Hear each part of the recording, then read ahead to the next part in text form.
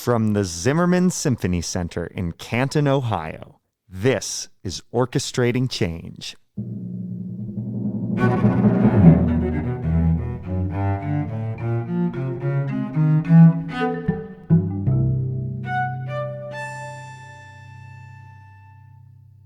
I'm Matthew Jenkins Yarashevitz, Associate Conductor of the Canton Symphony Orchestra. And I'm Rachel Hegemeyer, Manager of Education and Community Engagement. Welcome to our podcast, and thank you for joining us.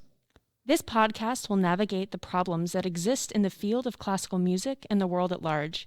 We invite you to listen with open ears as our guests share their experiences as underrepresented professionals in the music industry. Our guest today is Julian Maddox, who is a member of the first violin section here at the Canton Symphony Orchestra. He is also a substitute with the ProMusica Chamber Orchestra in Columbus, was a finalist for a position with the New World Symphony in Florida, and is an active chamber musician. Originally from Minneapolis, Julian first came to Northeast Ohio to pursue his undergraduate studies at the Cleveland Institute of Music, where he is currently pursuing his master's degree and is an active member of the school's Black Students Union. Julian Maddox, welcome to Orchestrating Change. Hi, Matthew. Hey, Rachel. Thanks so much for having me. I'm excited to be here. Wonderful. Absolutely. Thank you so much for joining us. So a huge part of what we're trying to do here on this podcast is explore the lack of representation by the Black community in classical music, and the lack of representation leading to a lack of participation, both in the audience as well as on stage. You are a Black person in the world of classical music, so tell us, in spite of the lack of representation, what are some of the ways that you were exposed to classical music as a young person? Sure. Yeah, I think that my exposure to classical music first came from my parents and the radio. Neither of my parents were musicians at all. And, it was sort of a bolt from the blue. But I guess it's just always been in my blood.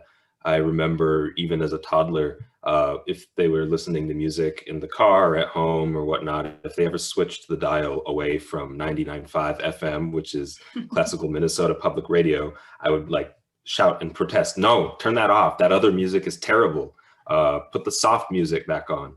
And it's sort of funny. My mom was a big Prince fan, obviously being Minneapolis-based, Minnesota, homegrown. Yeah.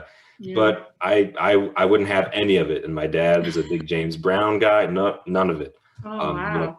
Thankfully, I've since broadened my horizons, especially since with classical music, even what I perform and what I study often is not really soft at all. But yeah, as I said, I think that for whatever reason, I've just always had a passion for this music, and I found my way to it. Yeah. So you have this passion as a young person. So what pushed you to pursue an actual career in it? Right. So I remember my parents sort of noticing that I was into classical music. They said, "All right, well, we'll take him to a concert or something." And I maybe when I was 5 or 6 years old, I remember we were downtown Minneapolis at a Minnesota Orchestra concert. And they played the Prokofiev Romeo and Juliet suite, which is one of my all-time favorite pieces, even to this day. Josh Bell played Tchaikovsky Concerto, and I was just struck by the sound of the strings, like the color and the richness and the depth in the Prokofiev particularly. And then when I saw a solo violinist walk on stage, and after he played, I tugged on my mom's sleeve, and I was like, "You can play the violin for a job?" I was dumbfounded. I was amazed, and I said right then and there that's what I wanted to do. And I'm not going to say how many years later, that's where I'm at. Right. Awesome. Fantastic. So I have to admit, I met you about 3.5 years ago before my first concert with Canton. We met at a party with a mutual friend. Right. And so I've known you for a little while now. And I have to say, I didn't know until we invited you to be on the podcast that you were from a mixed race heritage. And while it makes no difference to me learning this about you, what are your thoughts on the concept of passing as white when you are a mixed race person? And do you feel like you have benefited in your life and maybe career from being able to pass? Yeah, it's interesting. I always preface my discussions when I'm invited to a panel or something with the fact that I am, biracial, but I don't necessarily look as though I'm Black. It's a perception kind of a thing. It doesn't change anything actually, because I'm just as Black as someone who looks, darker skin, different features and whatnot, but I don't. And it's interesting. There's no doubt that there is an element of visual privilege. That's what I call it. I often deal more with otherism and racial ambiguity. People are not sure what I am, and I do deal with that a little bit more often than you would think, but I definitely get treated, better than someone that just outright looks as though they're Black. And I think that's really unfortunate, but I think that because I have that element of, visual privilege, it's that much more important for me to work on behalf of my community, work on behalf of the Black community, because if I have more access just because of the color, the actual shade of my skin as a Black person, then, for all of the millions, hundreds of millions of people around the world that don't have that access and don't have that privilege, which, by the way, shouldn't exist in the first place, because we should all be treated with kindness and respect. I owe it to people who are just like me to do as much as possible to make things better for all of us. Yeah, wow. Thinking about that and the fact that you are a minority in this community and you decided to pursue a career in this, and it seems that it was kind of always at the front of your mind that this was a part of your identity and that maybe this is something you would face and have to be a champion for, maybe, if that's the correct term. But did you think about that a lot when you first decided to enter into this career, or was that something that came later once you were actually in the field? Right. Yeah, to be completely honest, I didn't really think about that very much when I was a young person. I think kids just want to play and they just love what they love. And I started when I was a kid. I think it's sort of disappointing that as years go by, that kind of spirit and essence and passion and warmth starts to dissipate a little bit, and we start to see lines that are invisible. They don't exist, but for whatever reason, they start to shape up and divide people and divide us a bit. And growing up in Minneapolis too was a big part of it. I had a very diverse community, friends and family at church and school and whatnot. And there was another violinist who was like me. He was biracial. And the two of us worked with the same teacher, and we always had each other to, sort of egg each other on, try to compete in a fun and I don't know, fun way. That's the best way to put it. And we said, "Oh, you learned that one this week. Oh, I learned this one," and that's the kind of thing that we would always do. But then, once we started going out into local competitions and stuff, we started to actually realize, hey, most everyone else here is either white or Asian American, and we're the only two, people that aren't. And I didn't really realize it that much until later. And then it's sort of one of those things where once you see it, you can't unsee it. And I think that's something I carried with me now throughout the rest of my time as a musician. Wow. You talk a little bit about this experience of your childhood and in the world of music.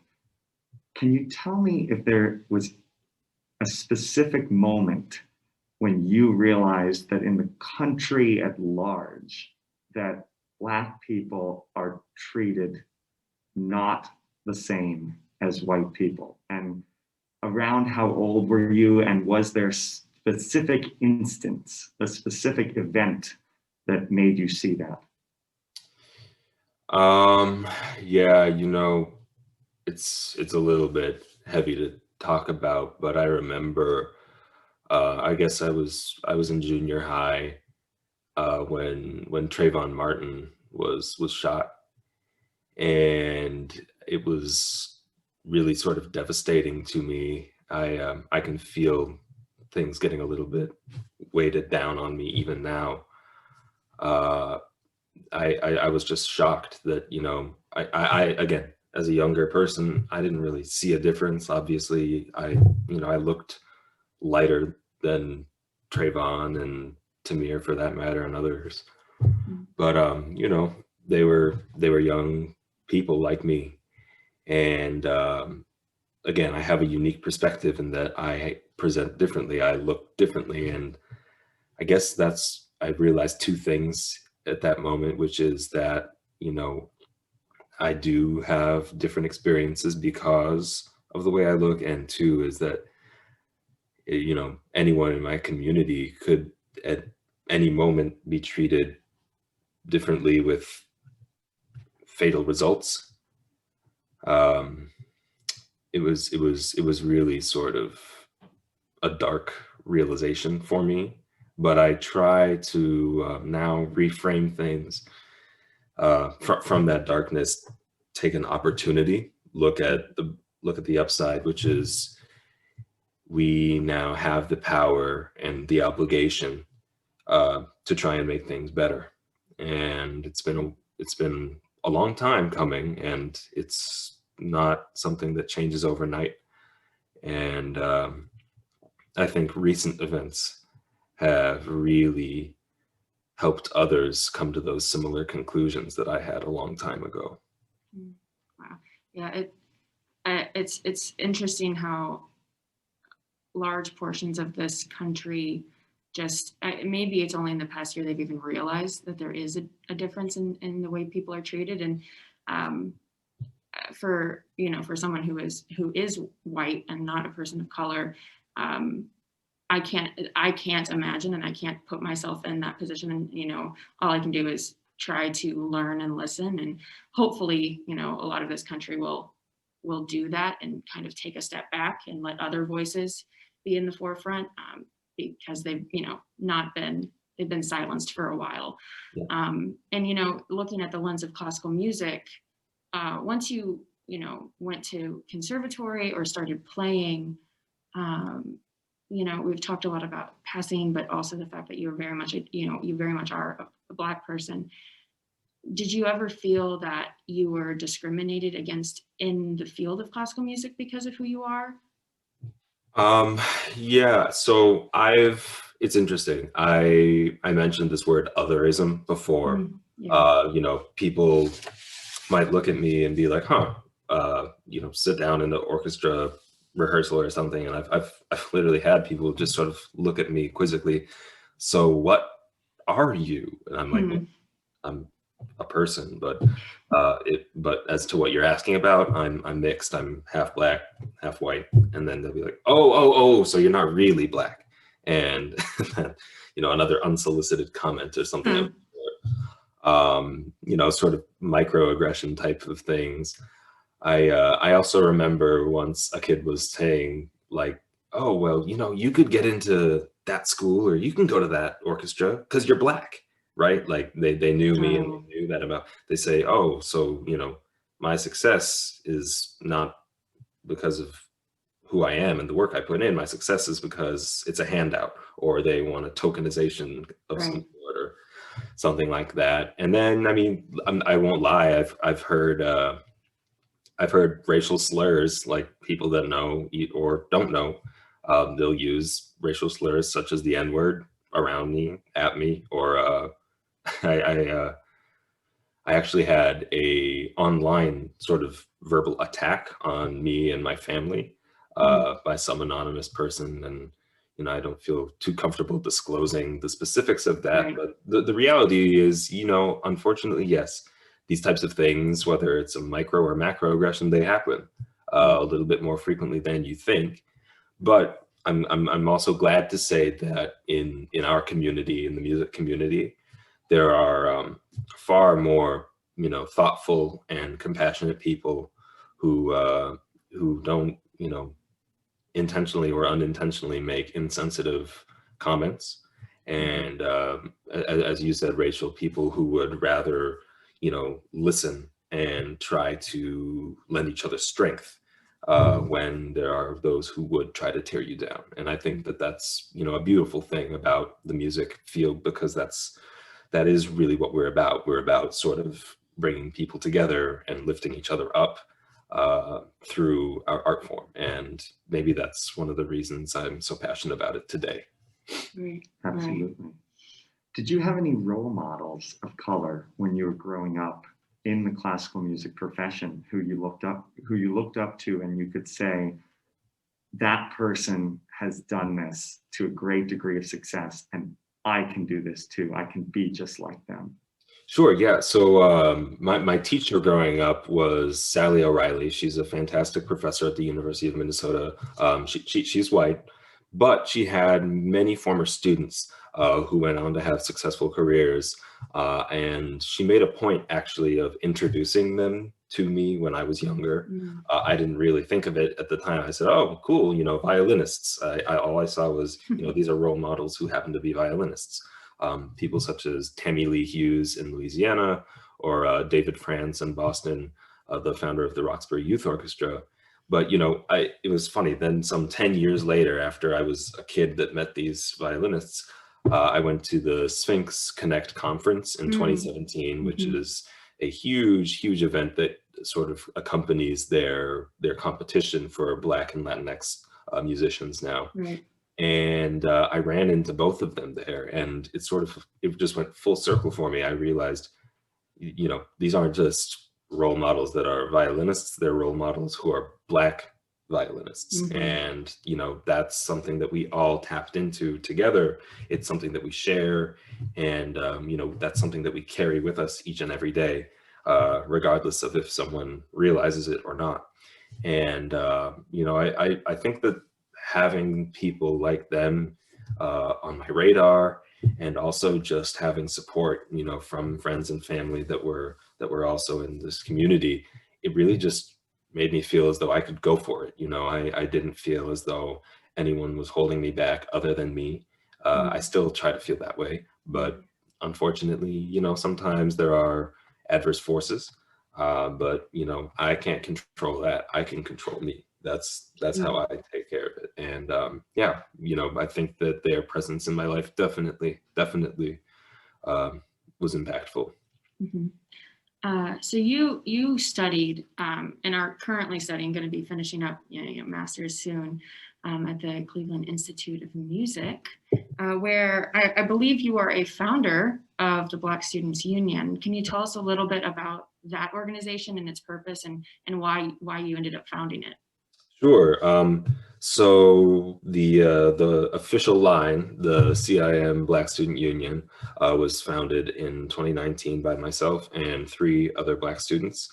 Our mission was to sort of improve the lives of Black students on campus, as well as improve communication and relations between all students and all groups. Our meetings are open to everybody. It doesn't matter if you're Black, white, anything. And we were committed to making sure that there's, equitable representation within our community. So as to why we did it, we realized as time went on that we as students had some power to affect the student body. We said, we can actually bring people together literally in a room. And that's how it started. We just, got 4, then 5, 6, then 7, 8 students would come together every once in a while in the school's conference room. And then actually, as time went on, we started to get more organized. We developed a lot better. We went through some growing pains, obviously made some mistakes along the way. That's natural. But, we then started organizing concerts, fundraising. We were able to present guest speakers and things of that nature. And then over the summer, we actually had, hundreds of people signing on to our virtual programming, which was, anything from our CIM alumni to our faculty and staff. Even our president of the school was hopping in on those calls and participating and listening and sharing. And I guess that it just sort of became the space for people that are either directly involved in this work or their lived experience as Black people. We provided a space for everyone to come together safely and respectfully, and really created something for everybody. I think it's ironic. It's called the Black Students Union, but it's for everyone. And I think it's a good thing. Quick, like a little bit of a follow-up to that is how quickly did students who weren't of color decide to also come and learn, or is there great involvement from the white students on campus as well of trying to educate themselves, or is it primarily the people of color on campus? No, yeah, definitely. As I said, our first few meetings was probably the 7 to 12 Black students at CIM just hanging out, like I said. Right. But we started to sort of on social media be, hey, everyone come to our meeting, come have snacks, come have our snacks are great for college kids. Always. And people started to see, hey, it's not as though we're being lectured to, we're just having a conversation about something that's really important. And I am learning, and the students were able to do that weren't Black as early as a month after we were founded. We started in the spring, so spring semester, February, March, and then by the time we did our end of the year gathering, everyone was there, and it was a really good thing. Wow. But yeah, it's as I said, it sort of became clear as time went on that it wasn't an exclusive thing, and we had to say in every advertisement and not just for Black people. It's not just for everyone. Right. And I think once people really heard that and it sank in, they believed it, they said, okay. Right. So what are some of the examples of the programs that the Black Student Union has brought to CIM, and what are some of the ways that CIM has expressed an openness to work with your group to make the classical music world and training to be a classical music professional more accessible to people of color? Yeah, absolutely. CIM was already, thinking about this type of thing when I had first gotten there, and I was one of only 2 musicians of color in my whole class, actually. Wow. They recognized this, and they said, we want to be involved in these efforts. I remember in 2017 or 18, that was the first year I went to Sphinx. There was a equity and diversity, task force, and they actually invited me as a student representative to participate in it. And from there on, every year there were more people involved and more more programs that were dedicated to this. By the time 2019 rolled around, CIM was paying for any student that wanted to go to the Sphinx conference to go, and we had a huge group. I actually was only there in and out for one of their audition programs, but CIM brought 50-60 community members up there on a bus. I mean, it was great to see them being very committed. And then their other big thing was being willing to sort of collaboratively work with our group, the BSU. We're currently developing something called the Alumni Mentorship Program. It's sort of an idea that we had at one of our summer programs. And we said, we want to build a program that connects, conservatory students of color with the people that are out there successfully, living lives and careers in music. Mm-hmm. And it's going to be something that we roll out this spring, where a number of students get to, regularly meet and discuss, and maybe even receive career opportunities, applications and whatnot from people that are already out there in orchestras and arts administration and education all around the globe. Right. Let's see.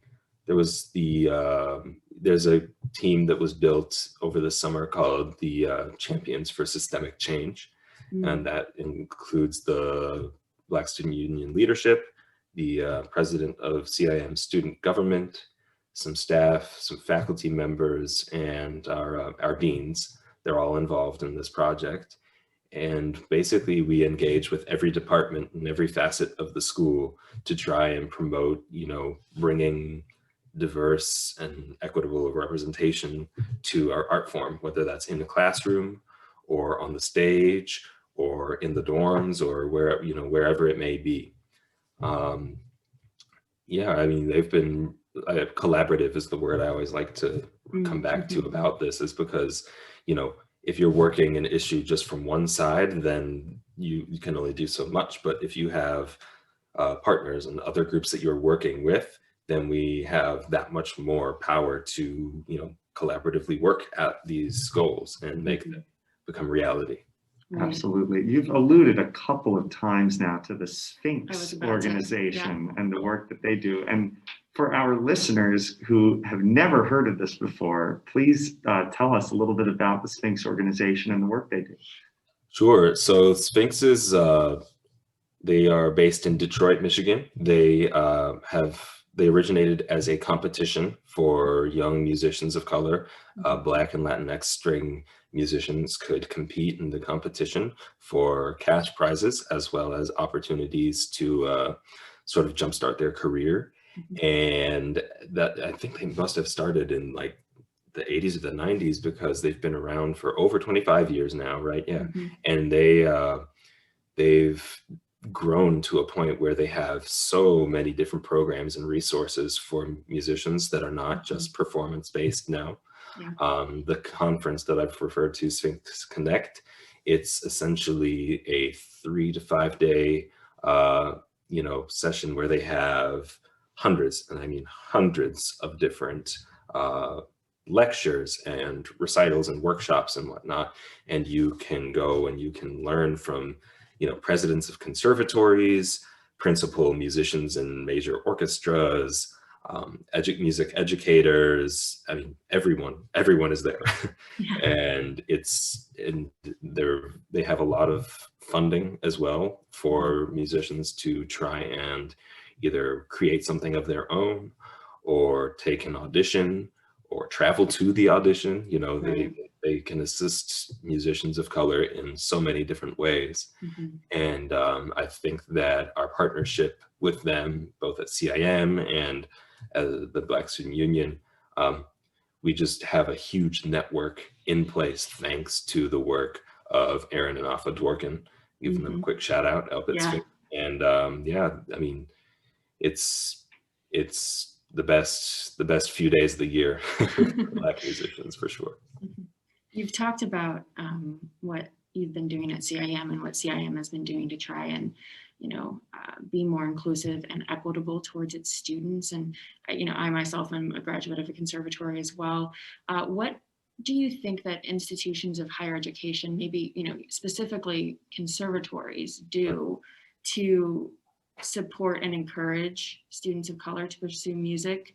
CM talked about the costs of having to audition and flying and just training. So, looking just kind of at the world at large, what do you think are some things that these higher institutions of learning could be doing? Sure. So at the end of the day, it's all about music for us, right? It's what we love. It's what we're devoted to. And there's no denying that there are some barriers to entry, and those are financial burdens on families and of students. And I think nothing short of providing everything that's instruments, equipment, maintenance fees, teachers, and other programs free of charge. I think that that's a really, really important thing to offer to students that don't otherwise have that access. And, every institution, they get a little nervous when they hear that free of charge thing, because let's face it, providing these things, it takes a lot of resource. Right. It's a great deal of resource. And I think that if we maybe reframe and shift our focus a little bit we realize, okay, well, maybe we're not taking in money because of the, we're paying for a number of violins and cellos and violas and basses, but suddenly we have more students that are passionate about music, and we have their families who are now involved, and we have their friends and their families' friends that are involved. And I mean, you can't measure everything, and you certainly can't measure what we do. I mean, music goes beyond that which is touchable, which is reachable, which is quantifiable. I mean, the love and the power that you can achieve in this art form, you can't measure that. And we feel it after a great performance. We feel it when we're interacting with our audiences and they're passionate. We certainly feel it when there are a bunch of, 5, 6, 7-year-old kids in the audience at a kids concert, and you just hear like the best sound ever, which is just like that, yay! Like, you can't measure that. And I think that by telling ourselves, well, we can't afford it, we can't do it, we're the only ones telling ourselves that. No one else is telling us we can't do it. And I think that once we realize, bringing other communities into our doors, bringing other communities and putting them on our stages, I mean, it's an endless resource right there of passion for the arts and of, of lives and careers in music, which again, you can't possibly measure that. And I know that with the resources that the music community has at large, there's nothing stopping us but ourselves. Right. And this is something that I've thought about and struggled with a lot, especially with the Canton Youth Symphonies, which here in Canton, it's a very diverse community that we live in, but our youth symphonies are almost exclusively white students. Sure. And how do we make sure that we're including all of the students? And a lot of that comes to the funding towards schools to have orchestra programs, which is not something that we can fix overnight, but that's something that I've thought about a lot when looking at our students that we deal with every week, and seeing our very few students of color who are there, and just trying to lift them up as much as we can and support them, because I know that they're passionate about what they do, and I want to see more of that in our youth symphonies. And so that's something that I'm thinking about a lot. I know it's not higher education, but it's definitely something that, it's always about money and funding. And I think, here in Canton, we can totally do it. We just need to figure it out.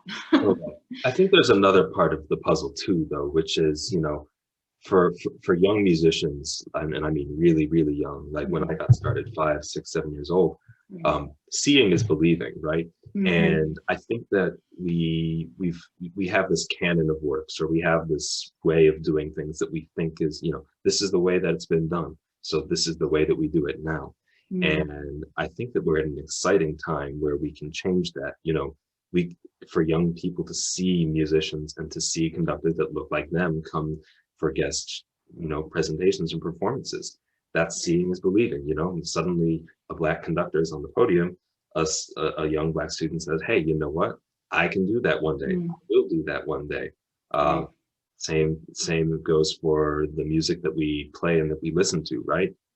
Why not put works by composers of color on our programs, and then suddenly a young student of color said, hey, I could write that music, or I could be playing music that someone like me wrote.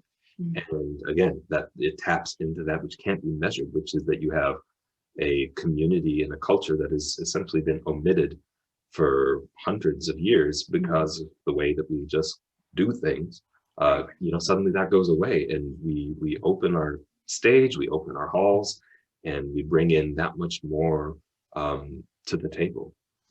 So along those lines, as a conductor myself, as someone who's responsible for programming music, it wouldn't be that hard, honestly, for me to just say, you know what, I'm going to program a piece by William Grant Still. I'm going to program a symphony by William Grant Still or Florence Price. I, as a conductor, making the programming decisions, can do that.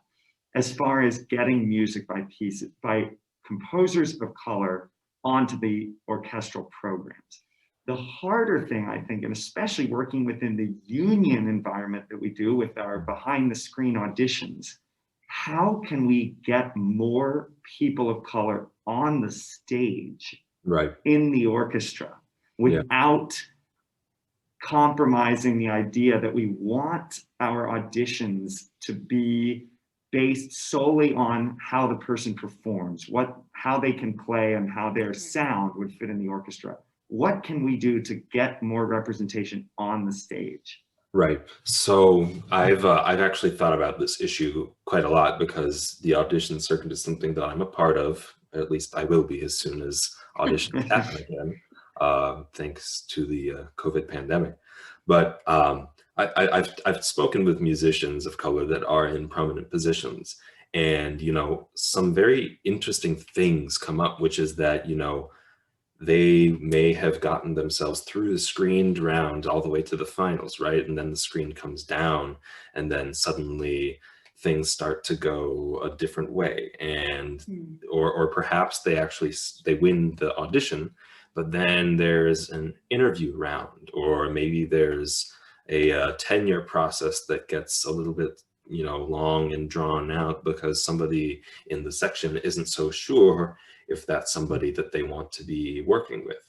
And as I've mentioned before, sometimes those microaggressions, that fear or anxiety of the other comes into play. And I get a little bit nervous thinking about those things, because that you suddenly are like, well, I have to talk the right way, and I have to do things, this way. And before you know it, you're all bottled up, and you're not doing things the way that you did in the first place, which is probably what got you that far beforehand. I mean, you were yourself when you were a blind auditionee, and then suddenly, oh, hang on, I have to do things differently. And I think that sort of cover up, or that unoriginal process presents some obstacles. But then I think there's also this idea of bringing more people from diverse backgrounds into the field in the first place. I think that the way that we get, 10, 20, 30 musicians of color on stage at a, professional orchestra, is we get 200, 300, 400 young musicians of color through our very earliest stages of musical education. Right. And we talked a bit about those barriers to entry. If we can diminish those or completely remove those obstacles, then, as I said, our stages will look like the world at large, diverse, full of everyone and every culture represented, in everyone involved. I think that, between focusing on the early end and then also making some small adjustments on the latter end, where, a musician of color wins the job, but then they don't get the job, that's got to stop. We've got to, if you win the audition, you win the audition. I know that the Met, for instance, I know they've had some issues lately on the fiscal side of things, but their auditions are screened the entire way through.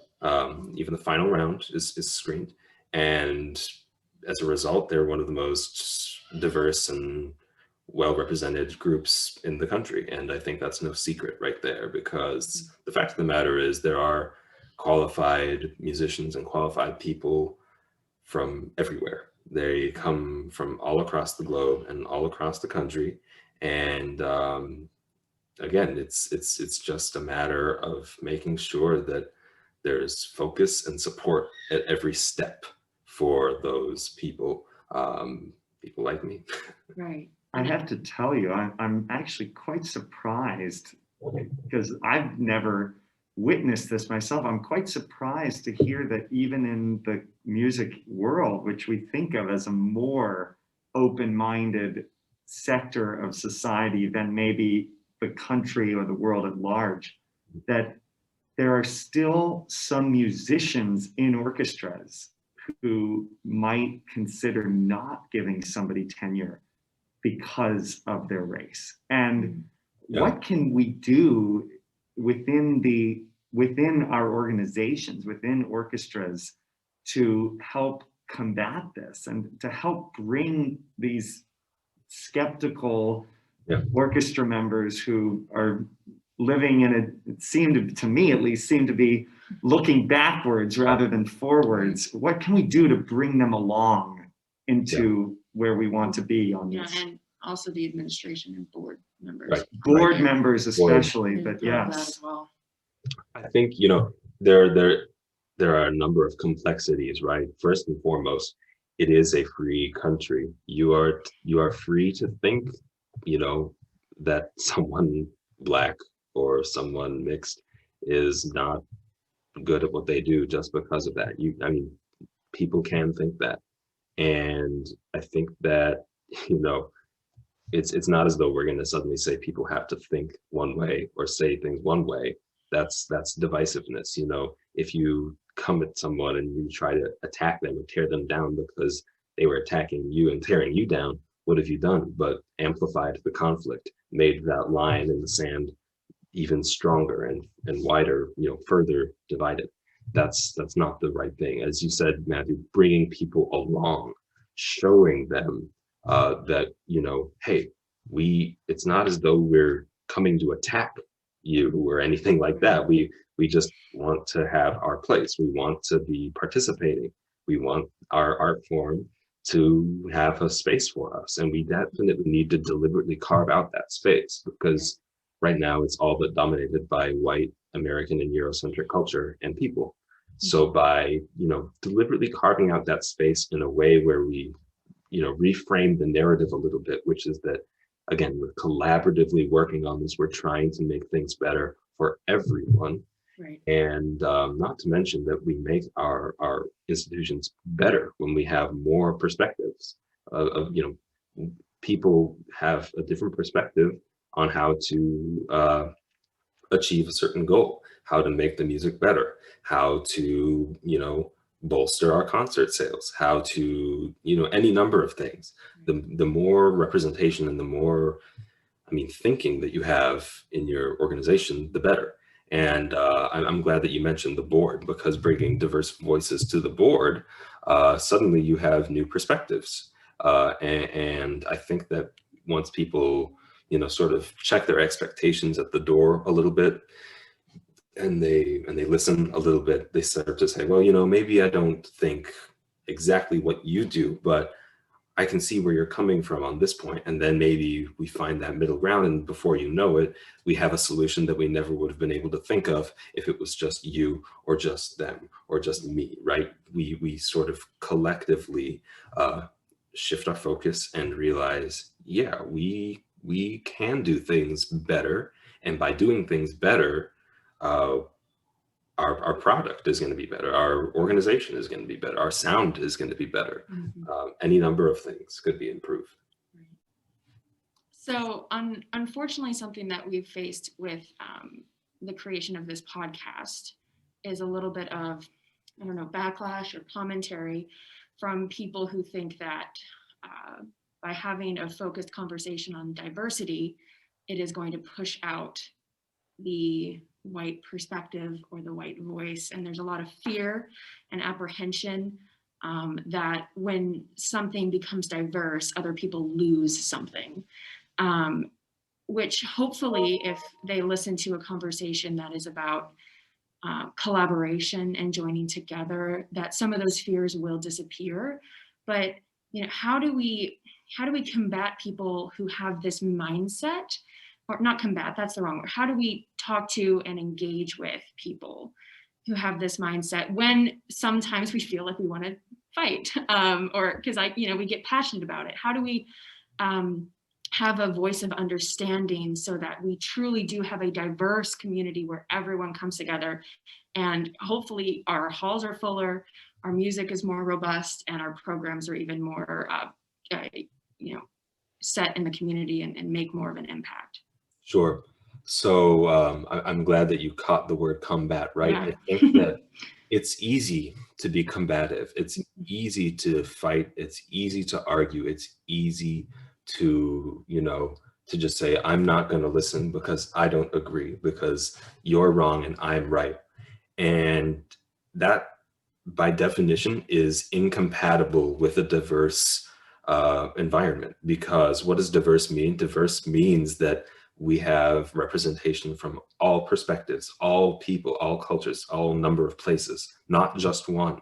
If we were truly trying to just say, you know, well, now it's all about, you know, musicians of color, and there's no space for white musicians and white people anymore unless they agree with us, then that is totally missing the point. What we have to remember is, if we are asking those of us who have a different perspective to to sit and to be willing to listen to us, we have to be prepared to do the same.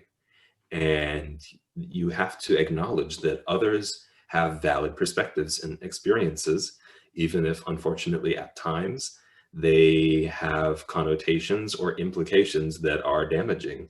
I'm sure that a number of people would think that just the conversation I'm having, which I hope is as open and respectful as possible, they would believe that to be damaging or harmful to them. And you know, as I said before, the fact of the matter is, white voices and white people have been dominant in this space for a long time, and that by definition omits other voices and other perspectives. So, you know, it's a little bit difficult to walk that line of, yes, we have to, you know, we have to listen, and we have to be willing to listen to a perspective that we don't agree with, but we also need to make sure that we carve out some space for those who haven't been a part of this before.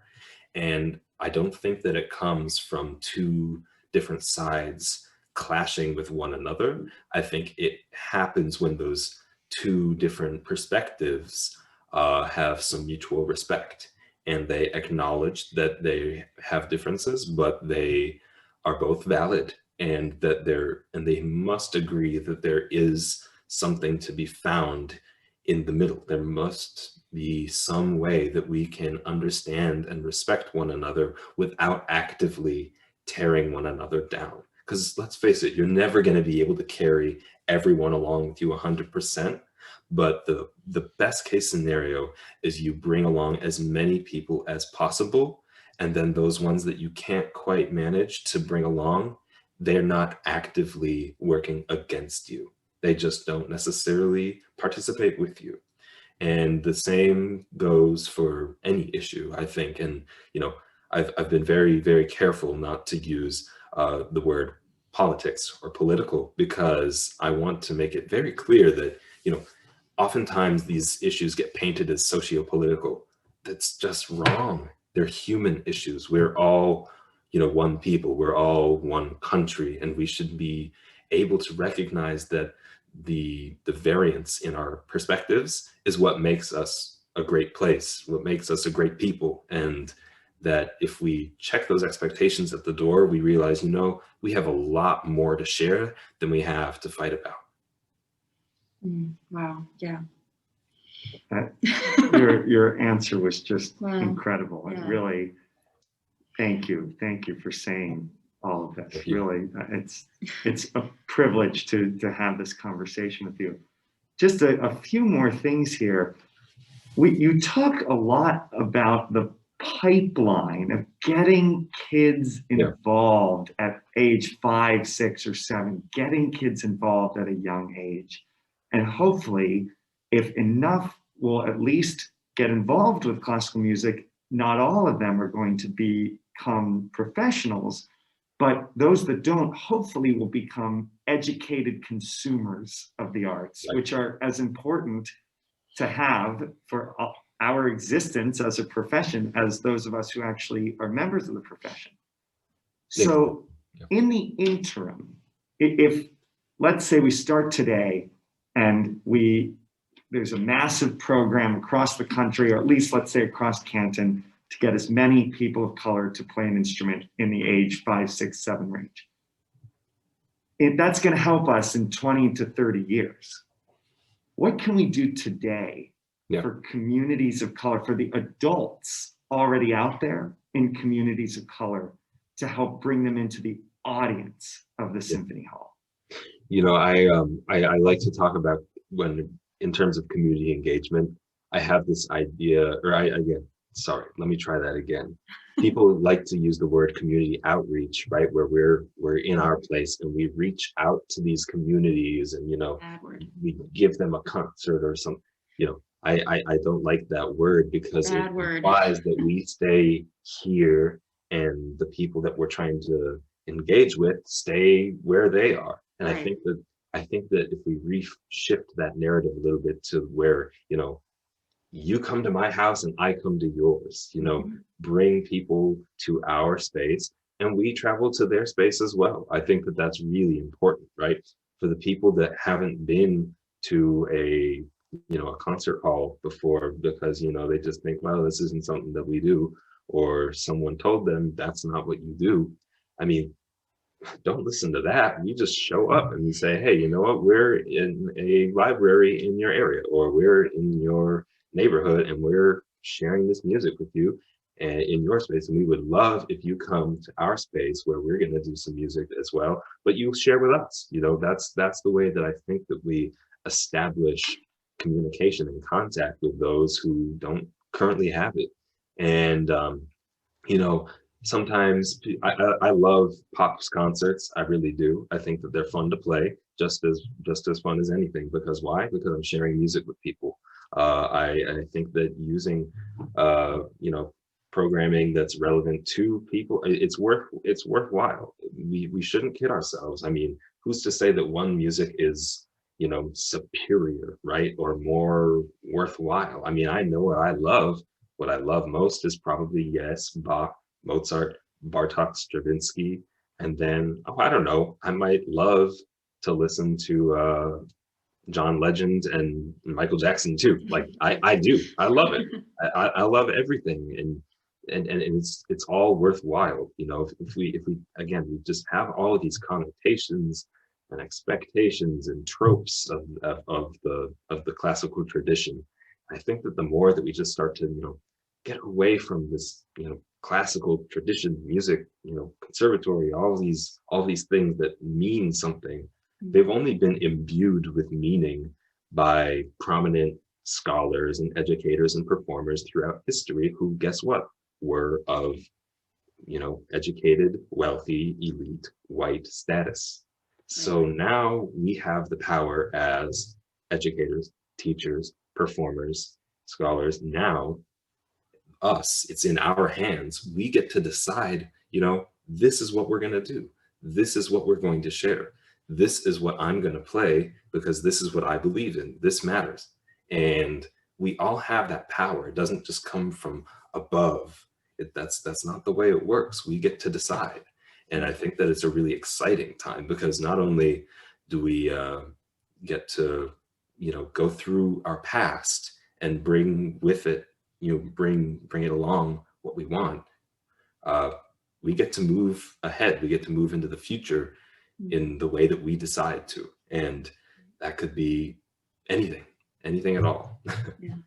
Speaking of the future, we've talked, this entire conversation has just been, why is diversity important? That's just been this whole conversation. And so hopefully our audience has heard that. And so from your perspective, looking into the future of classical music, orchestral music, your own music, where do you see it going, or maybe where do you want to see it go?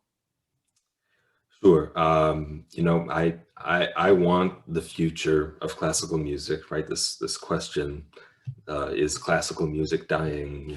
This has been discussed for a long time now. The answer to that, by the way, is no. Mm-hmm. But my vision for the future of classical music is one that we should be able to all be proud of.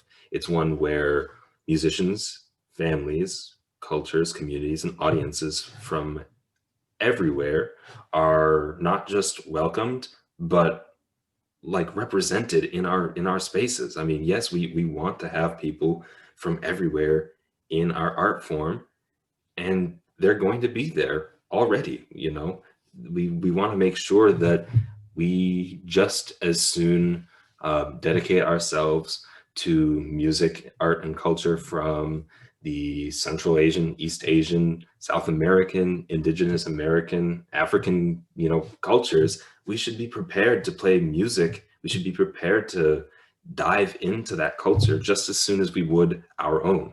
And I think that until everyone, in the education system, in professional orchestras, in every facet of our field of music, performance, and study, until we're ready for that, then we have to sort of work tirelessly ahead towards the future to try and make it such that, yes, we're still playing a Beethoven symphony every now and then. Of course we are. We're not throwing out something that's great, but we're also bringing in so much more that hasn't been heard before just because someone decided they weren't going to do it. It's so exciting to me, and that we have this power, as I said, to figure out, it's not just a Western classical tradition, it's a classical tradition. There's music everywhere, and we get to bring it all in, and we get to do with it what we choose. And I'm going to choose to perform it, to love it, to play it the best way I can, and to advocate for it in every space that I occupy, so that, 10 years from now, classical music isn't just what it is today. It's something new, and it's something that has the whole world involved. And I think as difficult as the pandemic has been for all of us musicians who live to perform, who live to be on stage, the one blessing of this time has been, it's given us time not just to prepare for the next concert, learn the music we need to learn for next week, but to open up our minds to all of this music that's out there. And one of the greatest joys has been discovering music by women and by minority composers that I just, not even that I actively chose not to explore, but simply I have a job. I have concerts on my calendar that have certain music, and all of a sudden here I am with this time to explore this repertoire. And it's been one of the greatest joys of the past year for me to explore. And I hope that as this music starts to become more, hopefully, starts to become more prevalent on the concert stages, that everybody else has that same experience that I did. Yeah, definitely. It's a beautiful thing. And it reminds me of another point. I can't remember the name of the organization, but they have a catchphrase, which is reminding you that all music was once new music. Right. I think that forgetting contemporary voices would be a big mistake, because the voices of today, the voices of now, in 50 years, 100 years, are going to be reflecting our society, our culture, our life. And that's going to be an amazing thing to champion works that are written today. That's just as exciting as anything. As I said, looking forward, because once we get to forward, then when we look back, when are we looking back to? Right now, right to today, Exactly. So as we wrap up this incredible conversation, any final thoughts of what we can do here at the Canton Symphony Orchestra and as an industry to orchestrate change? I think that the more we can turn to young people. Young people are our future. I'm a father of a young child. I know that I know more than anyone that, children are our future. Making sure that they grow up in a world where, music is what we want it to be, a beautiful thing that is an inclusive space, and that is for everyone. I want music to be for everyone. And I want everyone to know, how great it feels to be a part of it. I'm in love with music, with what I get to do when I get to do it, right? I want everyone to be able to share that warmth and that positivity. And I want to come back to positivity and collaboration, None of this happens overnight, and none of this happens without as many of us working together as possible, despite any differences, to try and make it a better place. I think that the more we can display our commitment to the music, we're putting contemporary voices, we're putting voices that have been previously underrepresented at the forefront of what we do. That shows commitment. That shows, we believe in this. This is going to be embedded at our core, and that this is something we're committed to now and always. And then once we get to that future, my son will be hopefully involved in something that's, a little bit different than what it looks like today, but is just as powerful and is just as meaningful to him as it is to me. Well, Julian Maddox, thank you so much for being with us today. It's been an absolute pleasure. And I can't wait to see you on the stage at Umstad Hall again, hopefully in the not too distant future. Thank you both so much for having me. I'm looking forward to that day more than you can know. Yes, thank you so much. Julian Maddox, a member of the first violin section here at the Canton Symphony Orchestra, a student at the Cleveland Institute of Music, where he is a founding member of their Black Students Union. Today's hit music is live and local on 92.5 FM WDJQ or Q92radio.com on your smartphone, tablet, laptop, or desktop for the most music every hour. The most prizes, too. Please read all contest rules and regulations prior to participating at www.q92radio.com/contests. Don't forget about our sister station, WDPN-AM 1310, which features the sounds of unforgettable favorites 24 hours a day. The station is full service with hourly ABC news around the clock and local news every 30 minutes between 6 a.m. and 6 p.m. weekdays. Orchestrating Change is a production of the Canton Symphony Orchestra. Our theme music was composed by Eric Gould and performed by Derek Snyder and Tim Adams. Our audio engineer is Nathan Maslick. Thanks for listening, and we'll see you next time.